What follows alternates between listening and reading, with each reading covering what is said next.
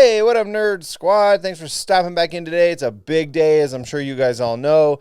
Zack Snyder's Justice League just dropped. I just got done checking it out, so I wanted to get on today and give you guys a no bullshit assessment from my perspective. So let's dive right into it. Obviously, there's probably going to be a little bit of spoilers in this. I'm not going to do a full kind of plot-by-plot rundown. This is going to be just more of an opinion-based thing, but if I do reference the movie at all, I want you guys to be fully aware that there might be some spoilers in it. Tons and tons of hype surrounding this. Obviously, it's been all over the internet, Instagram, everything. Everybody's getting super hyped for this thing, and today is the day that this finally dropped. And I've only seen so far a little bit of stuff, a little bit of snippets of people saying kind of how they felt. And honestly, I've kind of seen a mixed bag. I've seen probably a lot more people saying that they loved it and it was a great movie and this, that, and the other, and a handful of people saying it didn't live up to the hype.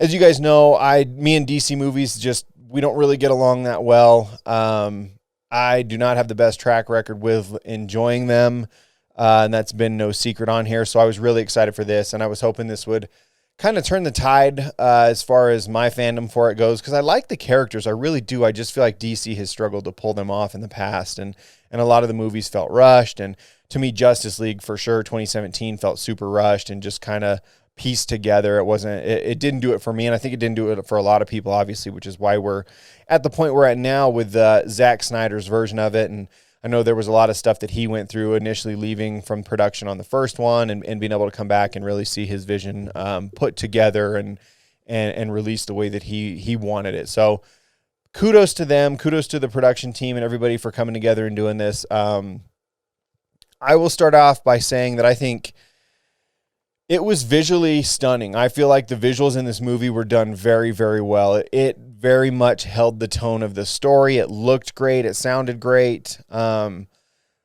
thought it was done really well in that regard. I would say, though, in all honesty, this for me missed the mark. So I'm definitely a little bit disappointed in this.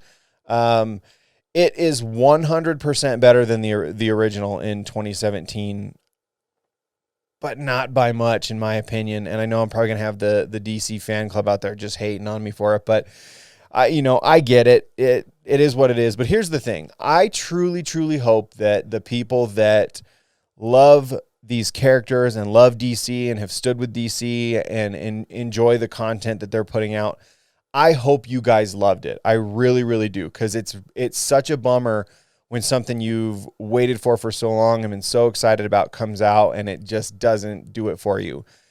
I wasn't overly hyped for this to begin with, so I definitely tried to go into it, though, not having those preconceived ideas of I'm going to hate it no matter what. I definitely made the effort not to do that going into it. I went into this thing with a total open mind and really with the hopes of this winning me back over to DC. But it didn't do it. My no bullshit assessment for this is 100% based on my opinion of it. And to me, it missed the mark.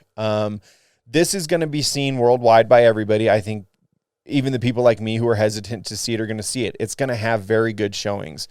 It's going to show a lot, and it's going to be millions and millions of views and stuff like that, which is great. And you hope that a project like this does for the people involved, the cast, the crew, the production, and, everybody behind the scenes and stuff. You want to see the success of these things. So we know it's going to get a lot of good attention and stuff. So, but for me, it just didn't do it. It didn't provide me with anything more throughout the entire movie. To me, it wasn't that exciting.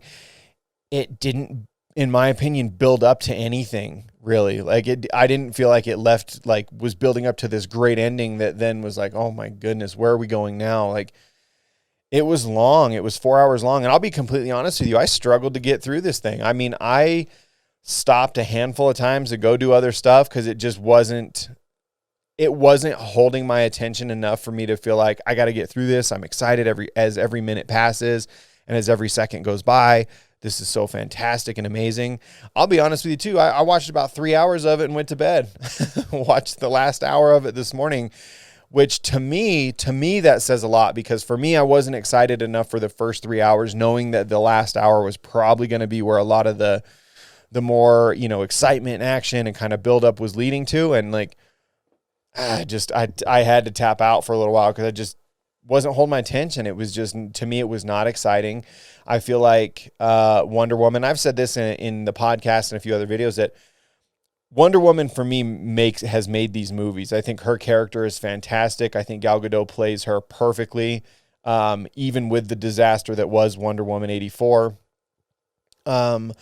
Flash in this is awesome. The two of them for me are the main staples of this movie. They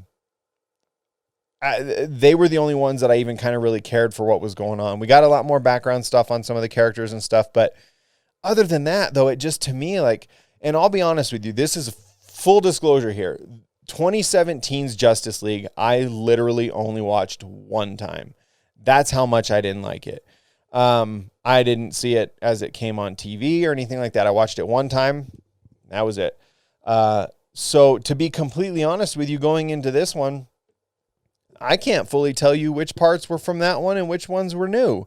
And again, as far as a person in my position of somebody who's not a hardcore DC Justice League fanboy, I don't know what happened that was a whole lot different. I mean, I think the CGI and stuff was better, and I didn't do a full-on, deep dive into this thing to figure out what is different, what have they added, how's the story different and stuff like that. Because I wanted to go into it watching a movie that I felt like was a brand new movie, and again, to me, didn't happen. Completely missed the mark.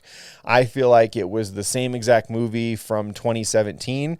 And I feel like all of the snippets and previews that I saw online that hyped up the movie, it was like 2017's with those added on. And everything in between was just kind of long, drawn-out story that wasn't exciting, didn't hold my attention, in my opinion, didn't need to be anywhere near 4 hours long. When I hit the 2-hour mark, I had literally felt like that the first 2 hours of this thing were completely not even necessary because of the first time we had seen this movie. So it didn't do it for me.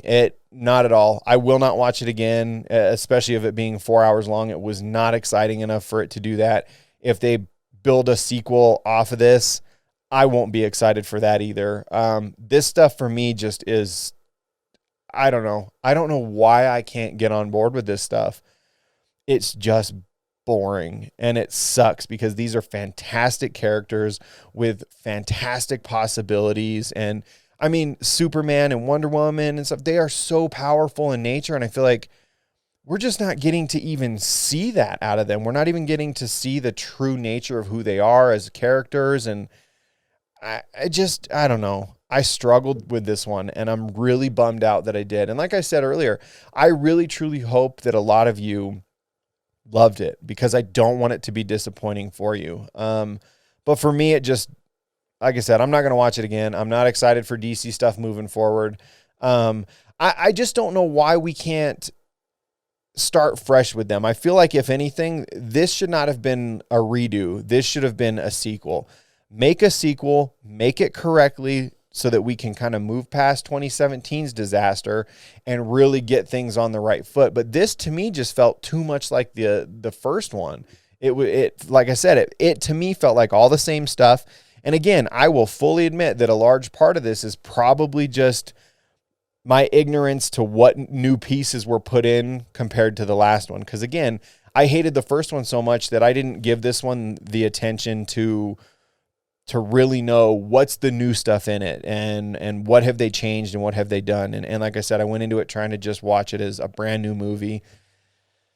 And it wasn't, in my opinion. It was the same exact movie from 2017 with 2 hours added onto it and a couple of extra parts that were really good. But as a whole, it just didn't work for me. Like I said, and so I'm disappointed because my expectations weren't through the roof. Like I said, I think the fanboys out there that have expectations through the roof, I hope it was what you wanted. I really, really do.